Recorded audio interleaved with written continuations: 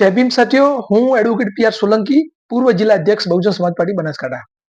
આ video special એટલા માટે બનાવ્યો છે, લોકોને જાગૃતતા થાય અને પોલીસ જાગૃત થાય અને ગૃહમંત્રી સુધી પહોંચે અને એના માટે કાર્યવાહી થાય.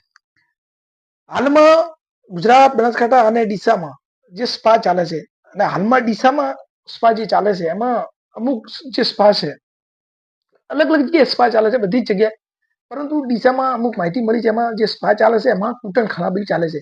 એ કૂટણખાના બંધ થવા જોઈએ એવી મારી માંગણી છે. અને એ લોકો જે કૂટણખાના ચલાવે છે એમાં મહેફિલો કરે છે, એમાં દારૂ બી પીએ છે, એ સ્પાના આડમાં કૂટણખાના જે ચાલે છે ખરેખર બંધ થવા જોઈએ. હવે હું આગળ કહું તમને કે ભાઈ જે આ લોકો જે કૂટણખાના જે ચલાવે છે, સ્પા ચલાવે છે, એ લોકો શું કરે છે કે બહાર કેમેરો મૂકે છે.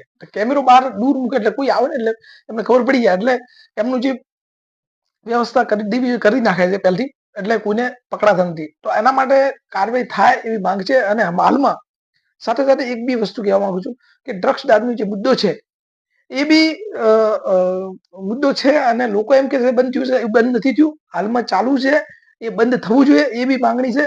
પણ મુખ્ય મુદ્દો આ સ્પા વાળો છે કે સ્પામાં જે સ્પાની આડમાં જે કૂટણખાના ચાલે છે એ બંધ થવા જોઈએ.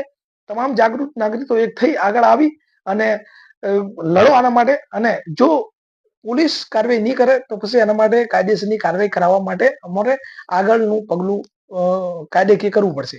જય ભીમ, જય ભારત, જય શ્રી